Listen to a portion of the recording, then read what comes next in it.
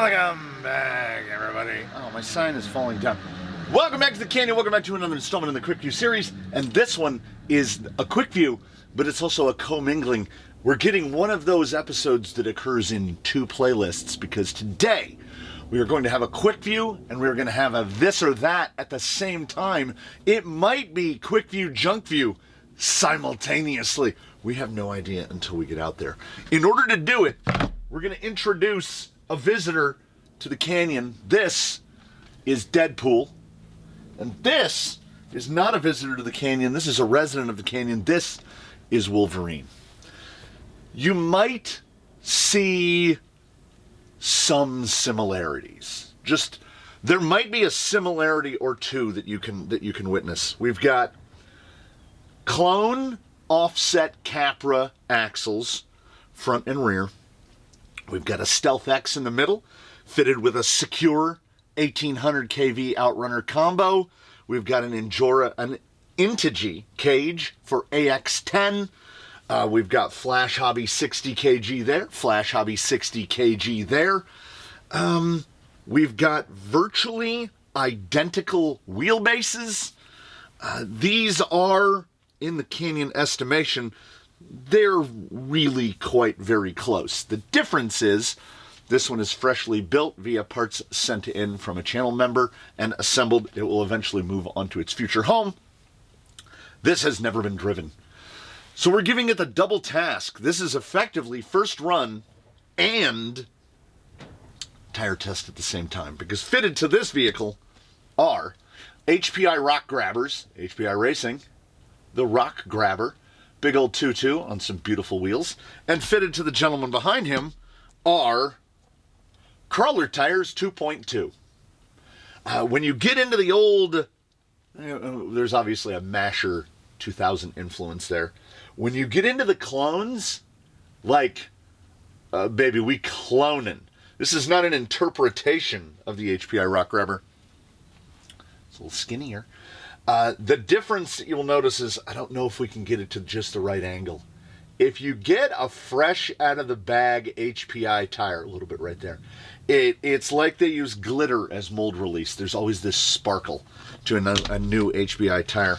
So what we're going to do is, on the charger right now, as we speak, are a pair of 1300 kV, 1300 milliamp 3S batteries. They will be running. One is an Ovonic and one is a Tattoo.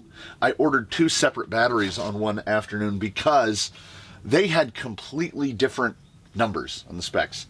It's the same battery. It's the same battery. They go with like a plus or minus 5 millimeters, 10 millimeters of play one way or the other, because they don't know how the cells are going to come out, is crazy for a battery that's like 20 millimeters tall.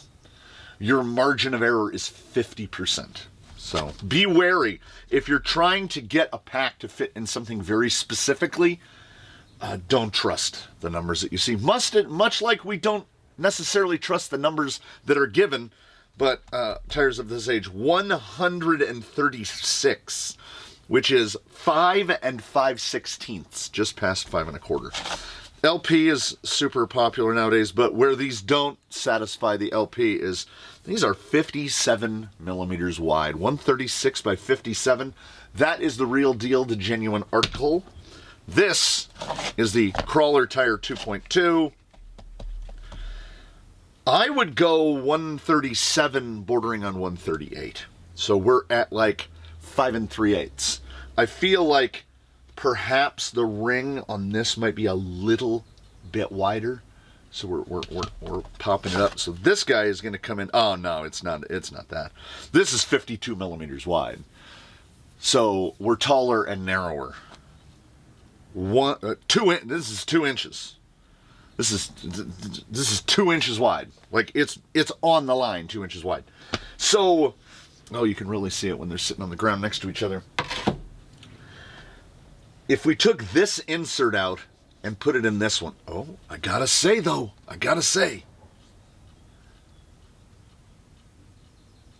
they feel almost indistinguishable.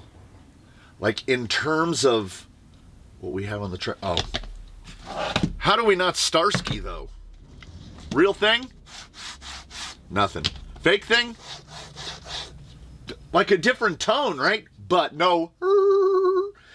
We have yet to meet, and I don't know if it exists in nature, a tire that basically throws a Starsky and then performs well at all.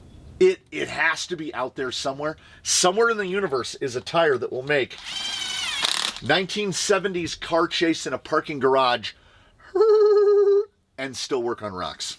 We've not found it.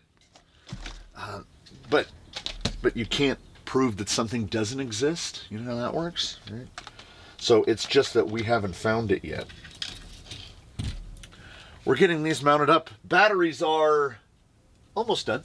Almost done. I thought for sure one of them was gonna start chirping before we finished this part. So this is a Class 3 tire test protocol operation. The 10 stations of the Class 3, including Tumbledoor and the whole thing. And we're gonna do it. What we're gonna hope for is that this guy proves to be as effortlessly robusto as this guy. You notice his link. It'll get there. It'll get there eventually. He's wanged it into enough rocks that he's got the vertical tie rod there.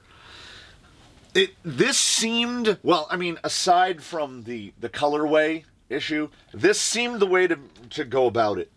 We'll put because there's kind of a canyon lore surrounding Wolverine in that he is somehow superhuman, and that he can do stuff. The common theme in comments seems to be, oh, that tire did well because Wolverine. But as has been proven, and I should have gotten a picture, just a few days before the recording of this, there was another one here. Another interpretation that was basically exactly like these two, only it was fitted with Sedonas, which is, you know, now you have no excuses. If you have a Wolverine type vehicle, which is offset Capra's cage, both of these weigh in. Ooh. Hadn't thought of it until you just mentioned it to me right now. How close are we really? How close are we really? Oh, I should have tared that. We'll do grams so that the rest of the world understands.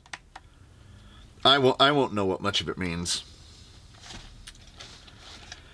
2891. 2891 Wolverine on the fake Rock Grabbers. This guy feels heavier.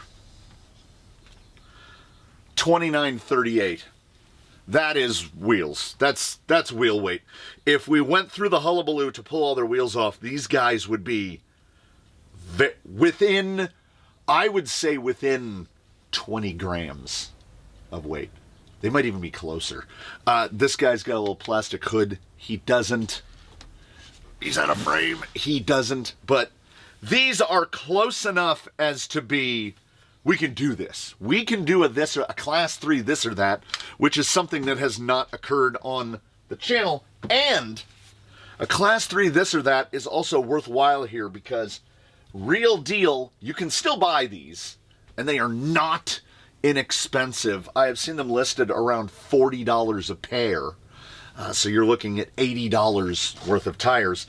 And that's a good foam. That's a good foam. It's not a memory foam, but it's a good foam.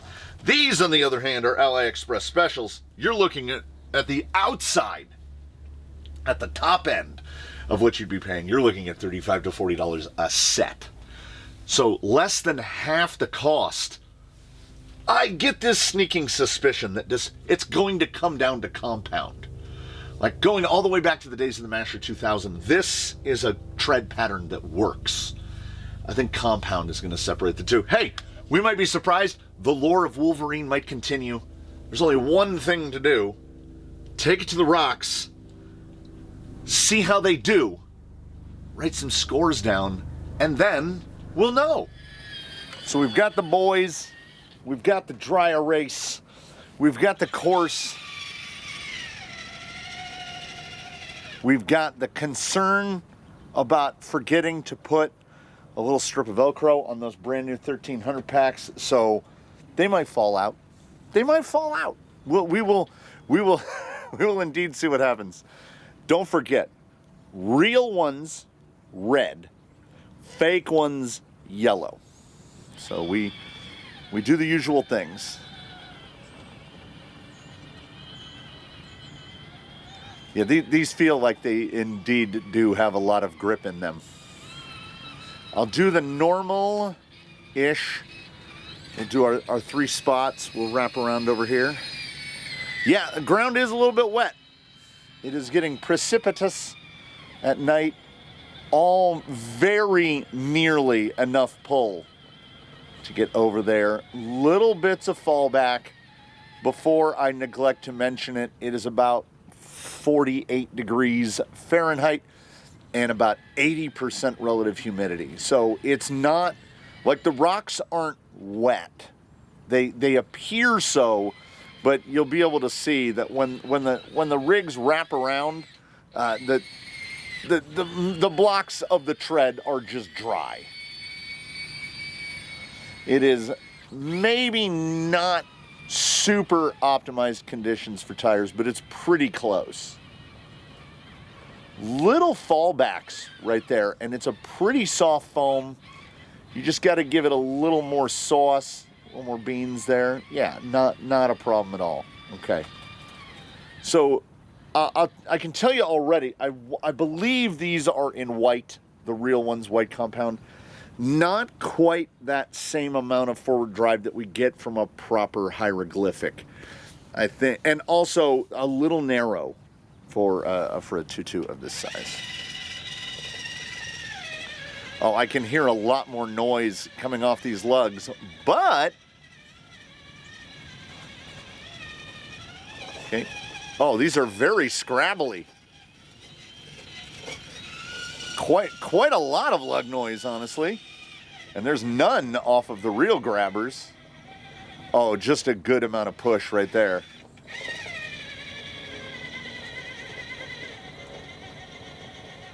Come around. Okay. There's definitely more fallback, but not a huge amount more fallback. I realize it's a much shorter approach to just do this. You can really hear those lugs popping. That's really, I mean, let's call it like it is. That's too close for comfort, really. Come on. Would you like to hear the difference? And you're hearing it now. The difference between a freshly built Stealth X hitting the rocks for the first time and one that has definitely got some miles under its belt. We're just going on the fixed. Yeah. I mean, there's more drive in the real thing, for sure. Steering response is what is more notable on the real thing. The fake has got a decent amount of push to it, and it, you know, the sound on the rock, it sounds like they're made out of plastic. But nope, got a little wide. Had to give it some steering input. As far as a fake compound goes, all right, yeah, we're at the first protocol station of 10. But as far as a fake compound goes, whatever they used to make these, more companies that are making clones and knockoffs, they should use that. Now we'll hopefully get a better look at if one has a better tire to insert relationship. It's overloading. Gonna get a little more out this way. Still overloading. A little over soft. There we go. As long as we get that up out of that little nook. Real, like, right there. Perfect evidence right there. You've got a lot of traction, and then it just kind of goes, meh. And because we're in here in the Class 3, we have no choice. We must compare to where the elites meet and greet. We're thinking of Sedonas, chisels, LP ruptures, full-size ruptures. Of course, rovers. Same, we get into that same spot. We get that exact same twist. Could not catch it. These are a lot less forgiving. I can definitely aim the real one where I want more better. And we need to do that pull right there. Pretty much the same move we had to do with the grabber. These two tires have very nearly the same sort of level of relationship between insert and tire. It just, HPI/HB white is a better compound. This compound, and I don't know, it might lend to the pattern. It's not terrible. And were you to never test them side by side, you might never know. There's a little bit of, like, right here, we're getting this impossible pivot. Like, it was sliding too much to one side, and I couldn't rein it in. I get this feeling that the real thing isn't going to do that. Yeah, it's an appreciable amount forward drive here, especially when it gets loaded up. When it gets weight on it. So, I mean, if we were just looking in terms of, like, if each station is a point, so we're going best out of 10. Oh, yeah. Yeah. Oh, that's significantly better. That was much better. And as the protocol goes on, the obstacles get increased in difficulty. So there might be a fair gap between these two. I have no way of knowing for sure, but I feel like they're going to be fairly close in side hill ability. Their foams are pretty similar. A tire's tendency to kind of slide away right there at the bottom is not a huge drawback here, because entering that little, the spot where he's above right there, entering that with too much grip is more of a problem than entering it with a tire that has a little bit of lateral give to it. And I didn't really see any moments where that was falling away. I can definitely see moments where grip is falling away, but not... More in frame, please. Right there. Not badly.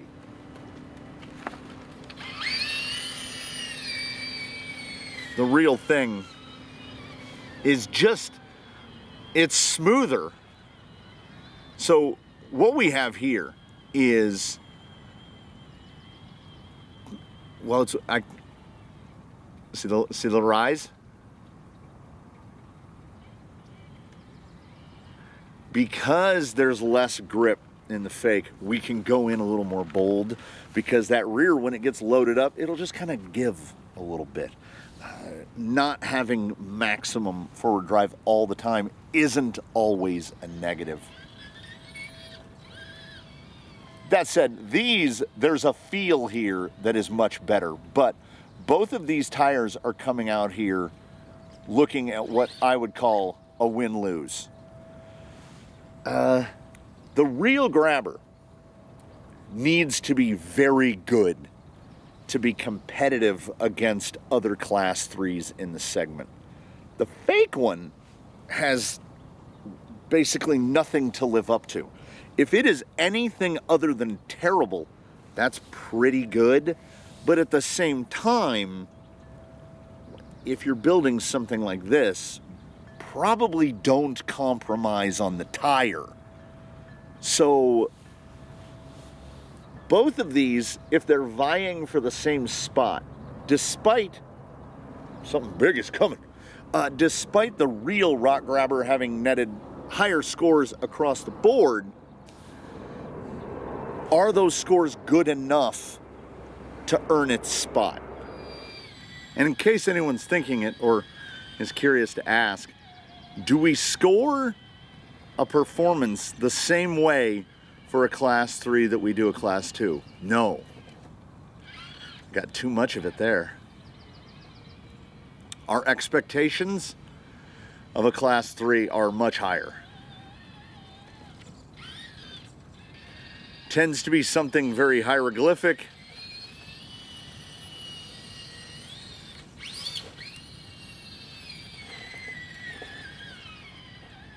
Like, I want that edge to grab with absolute certainty, and it absolutely did. This is what the Rock Grabber has done the best on the day. Little micro hesitations, as happens. We'll find the tire that is the absolute best at everything. We haven't found it yet. It is really surprising the level of forward drive we get out of the fakes based on how loud they are, for one thing. It is definitely more uncertain. there's no question about that. We need to, there we go. Double tire tests are tough. The narrowness and the increased stiffness. The increased stiffness is not tremendous, but there's enough increased stiffness that the steering is a little sharper on the fake. Provided that there's grip. And they will cut grip earlier than the real thing. There we can go right here. Just gets it. This is likewise the best that the fake has done. That is a absolutely respectable score from both. They both did really well on this. I was genuinely expecting a bit more slip and slide from this right here. That's really good. It escapes me, but we've had another tire in the past that was really loud and yet was still somehow gripping. I don't think this is as loud, but I think the level of grip coming through the volume might be higher than what we've seen before. We begin, of course, straight up the middle. I generally wonder how much of it the microphone is picking up, because these are properly loud. Yeah, get that sidewall bound in. Can't. There we go. Just pushes through. How are we going to get on the transfer? It looks like it's staying down. Do we have the grip? Oh! There it goes. There it goes. Okay. He is clearly disabled from that fall. Tumbledoor lives up to its name. It's the exact same one. It is driver rear at the axle. Snapped it. I tried to catch it. Well, I mean, let's be fair. I try to catch it every time. We were doing pretty good. We got a little too spicy. Yeah, there's just more drive here. Even with getting that wheel bound up, we were still okay. Can we get over that? Stay down. Keep it down. Keep it down. Keep it down. That's three-wheel motion through there.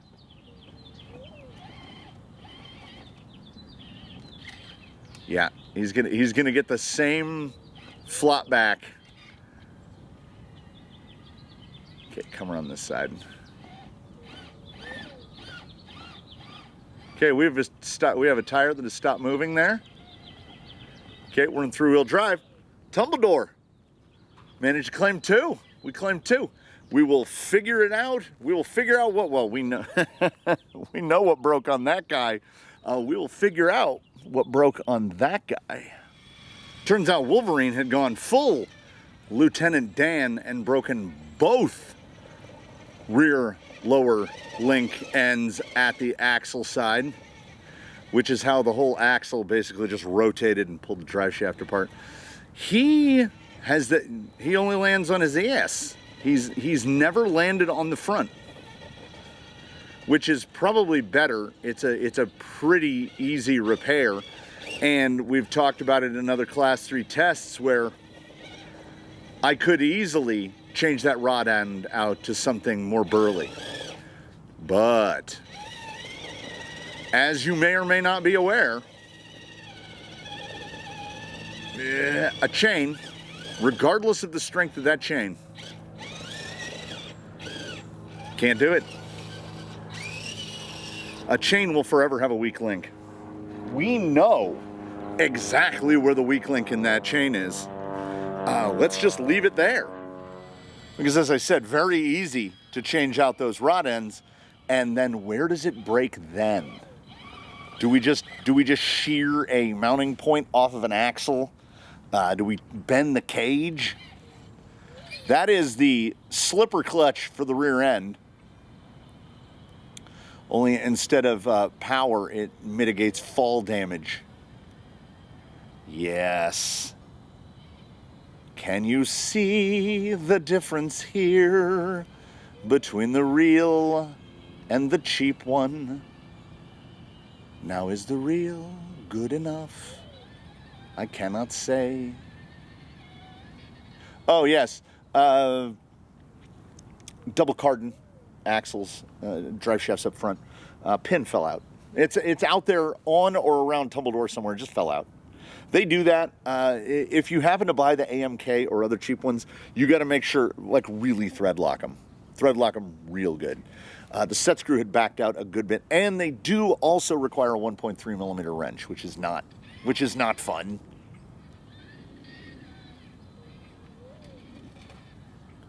So they were about equal levels of time spent to repair. Yeah, these are pretty good. The hot question is, would I take these over a Rover? I'll tell you right now, no. White Rovers are still pretty cheap. In terms of Class 3s, they're very cheap. I've seen them for $24 a pair. For a tire in this class and size, 24 bucks a pair is really cheap. These are good. These might actually, they might beat the Rover in numbers. I don't know if I'm going to be able to get him up without moving. There's a spot that I know that I want to grab. Oh, it just kind of, nope, right. Yeah. There's a little tightrope over there that I'm trying to walk. And, you know, honestly, let's be honestly honest. If we've had to fight that hard to try to get it, it's probably not going to happen. So we'll just leave that guy there. We'll give this guy a shot at taking the easy side because he broke pretty early on. So we'll go easy side right here.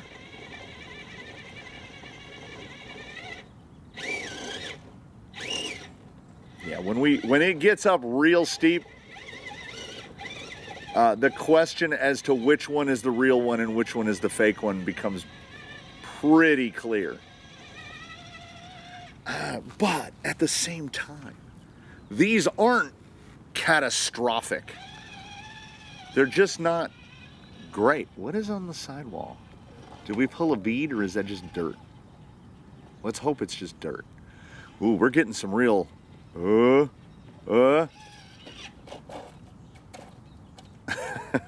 There's not a... These do not inspire huge amounts of confidence. My hands My hands are so cold. See what we get relative slip that isn't mechanically related. Like if we're not bound, what kind of slip do we get? So far, the better part of none. A little wide out right there. We've definitely experienced other tires that can get in a little sharper there. That's the chevron. Chevron goes both ways. You get out to the extreme and the slide has kind of an avenue to drive down, because now the lug is pointing perhaps too far. Yeah, we've seen much tighter there. That has nothing to do with the Rock Grabber, and it just has to do with what the Rock Grabber is. That's endemic. There's nothing you can do. Tires with big chevron are gonna do big chevron things. Pretty good on the foam. They get the foam real close. I don't think it's Rover close. I think that, nope, too much load. We can back out of it. There you go. They got pretty close. Get that. That's a good little pivot. It's a good little pivot. Yeah, it is drivable. I just think that we've seen the compound. I don't remember if it mentioned, they might have just called it soft. If we're just considering it as being HPI HB white, the edge is to the Rover.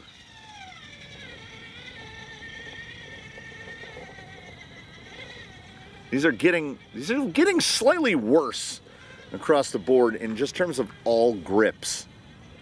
Now, as a fake though, they're gonna score pretty well. They're not gonna do alarmingly well for a class 3. But most clones are really terrible. Pretty sharp through there. We got a little more.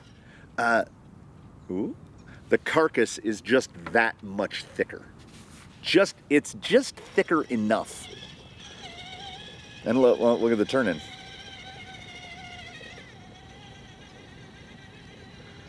It just doesn't quite have the grip to execute the finisher.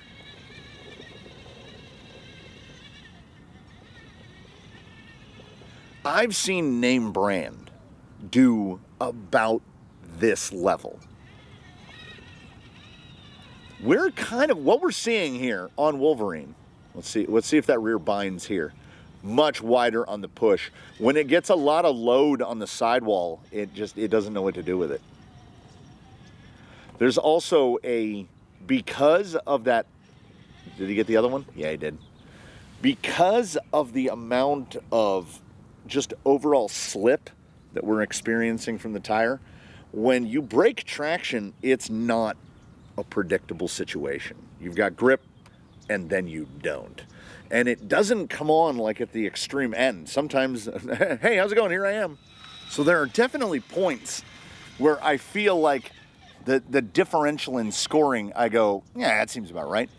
And then there are other points where I go, that's uncomfortably close for a real one and a fake one. If you're viewing it from the perspective of the HPI. So much lug noise. Is it gonna fall away? No.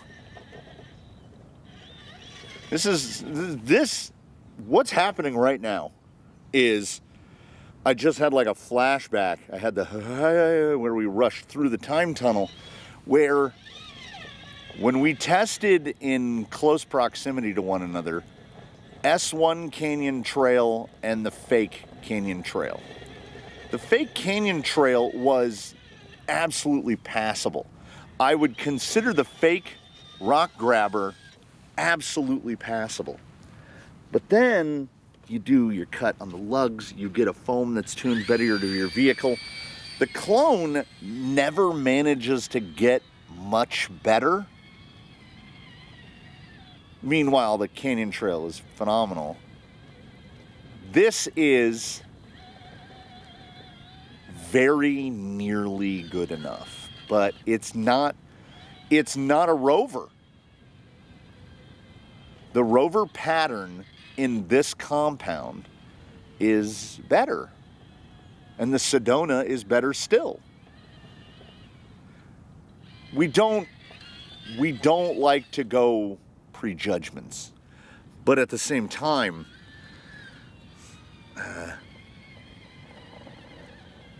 if the presentation is, do I get a Rover or do I get a Rock Grabber? It's the Rover.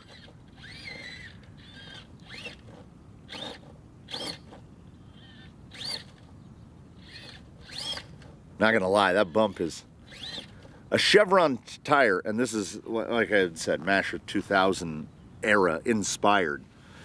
These will hold real good. Look at that. We're way down on the face.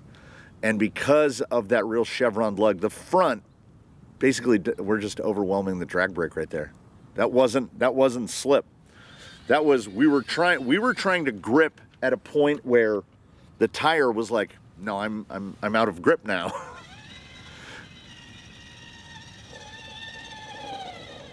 Yeah. Yeah. Now that is not overwhelming the drag brake. That's just loss of traction. This is a, oh, here's the, here.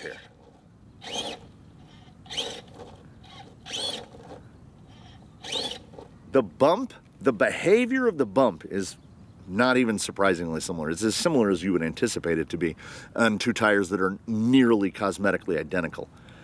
But the white compound is just better. Now, if you can locate the fakes on AliExpress or similar for real cheap, I would say 30 bucks a set. If you can find these for 30 bucks a set, this is okay. It's strongly okay. Sitting here now on a bucket, I wouldn't recommend the other ones at all because they cost more than Rovers. And the profile and overall capacity of Rovers is just higher.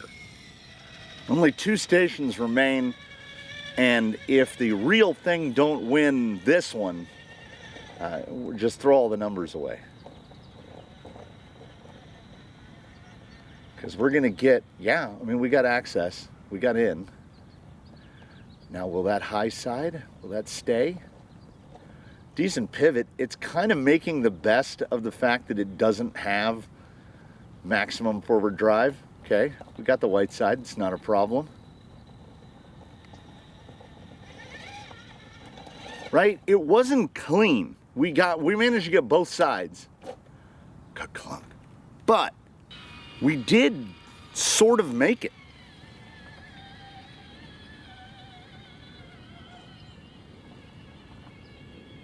Yeah, this is a lot better. This is a lot better. Oh, yeah. Yeah. Up across wheelbarrow? Oh, that was real good. That was real good. It brings the pendulum swinging back the other way. That was the goodest, genuinely, that was the goodest that the Rock Grabber has done so far. Gotta relieve that a little bit. They do fall alike, don't they? They just kind of clank to the ground. I'm just happy when a rod end doesn't explode when it lands. Really? We needed a breeze? It's cold enough, thank you. All we have left is wet and math. Yeah, that's pretty good. It has very nearly the forward drive profile. You had to make me get up again, didn't you? Had to make me, would you sit? Had to make me. And I don't remember where the Rover scored, but I know it's high. I know it's up there.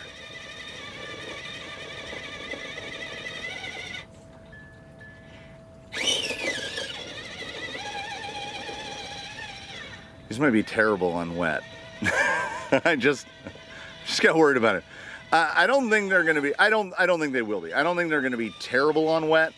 I think that at worst they will be unremarkable on wet. Like we'll have our ordinary. If you pull a 2/10 reduction on wet, I don't know what I was trying for there, but that's a pretty average.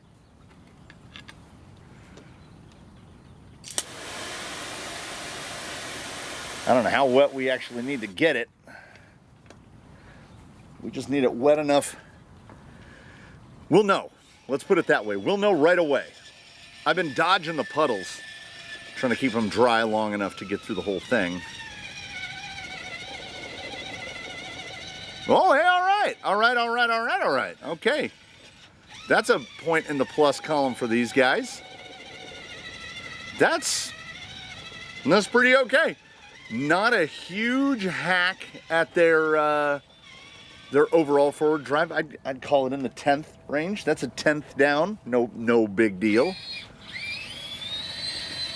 Which means these guys should probably just treat it like clean rock and not wet. Yeah, pretty much. Pretty much. Don't knock it off again. There you go. Get right into the hardest part right here. Yeah, that's solid. That's solid. That's really good. So, should not be unexpected. White has kind of established itself as every time he tries to get into a foolish position, it does not work. Wolverine is not having it. Even though I have a new advanced mathematical system, which is where I only add up the points that they didn't get. So like if they get a 9.6 at something, I don't add 9.6s together. I take 0.4 and I add that to the next. And then I get a number, and I know that that number is the difference between the score and 100. Yeah, it's pretty smart. It only took me like 2 years to figure it out. These two tires, I checked my math twice, are 2 points apart. A 96.3, which is maybe the lowest. Well, 96.3 for the real Rock Grabber, which ties it with the 2.2 LP Scorpio. And yep, 100%, yeah, I agree with that. I agree with that. Almost like not a rock crawling tire, like a mixed use tire. So I'm now putting the Rock Grabber, despite having rock in the name, it's in that category with Baja Pro X, not properly a rock crawling tire, but like an all-around tire, a Swiss Army knife tire. So that's kind of where I see the Rock Grabber. And the fake one, exactly 2 points less with a 94.3. And I feel like I looked it up on the list. There is something that also scored exactly a 94.3. That ties, oh no, I'm sorry, that's the Scorpio LP. The Scorpio LP 94.3, and also tied with the fake Wild Peaks. The 96.3 is Champs, Louise Champs, 96.3 Louise Champs, 19 Louise Champs, which is right in the neighborhood of MT 1905s, Crawlers, the Rhino Moza. The 1.9 Scorpio scored significantly higher than the 2.2 Scorpio. I think there was something about the lug didn't scale up appropriately. Also, I don't view the Scorpio as a rock crawling tire, nor do I kind of regard either of these as purely rock crawling tires. The Masher 2000, that's a monster truck tire. And there are a lot of tires out there that are adaptations or interpretations of monster trucks. And last I checked, I could be wrong, things might have changed. Rock crawling and monster trucks are two completely distinct situations. So it's not surprising that the Rover, which is, I'm thinking, pretty much exclusively a rock crawling tire, is better and cheaper and more readily available. So basically, if you can find either of them cheap, and like maybe you're building a bouncer, well then the foams are going to be too soft and you're going to have to, like, you know, if you're building a bouncer or an optic, I would lean way more towards the Scorpio. The Scorpio will serve you better all round. These would do decently well in mud, but we're testing in a rock crawling class 3 protocol. Mud is not really up at the top of the list. So we have 2 tires here, a real one and a fake one, that are maybe suited for something, question mark. But I would take the Scorpio over the fake one for sure. And I would take the Rover over the real one for sure. Ordinarily, I say I leave it up to you, and I still do leave it up to you. If you can find the Rock Grabber, the real ones, inexpensively, you won't be throwing your money away. If you can find the fake ones really inexpensively, you also won't be throwing your money away. They will be useful to a degree. I could honestly see the fake ones on once again, on like an optic being used in a mixed duty situation. Trailing with some crawling in it. It won't be the absolute maximum amount of forward drive on a rock, but you can probably find them inexpensively. I don't know. I don't know. So we'll potentially find that out together. We found out something today, which is, yes, these two drive pretty much the same. To the point where I would forget which radio I was holding. I mean, it didn't help that they're both on identical RC4 GSs, but I would forget which one was doing what until I heard the lug noise clattering away. So I don't think either of these tires are world beaters, but also neither of them are terrible. A 94.3 and a 96.3 is pretty comfortably in the middle third. So we didn't have anything terrible. We didn't have anything outstanding. My takeaway at the end of this is that you should all come back and see what we ever have next. Hit me in the comments below. In between now and when we meet again, please one and all do your very best to have a good run, everybody. And if the opportunity comes up to buy either of these, I personally would buy Rovers instead.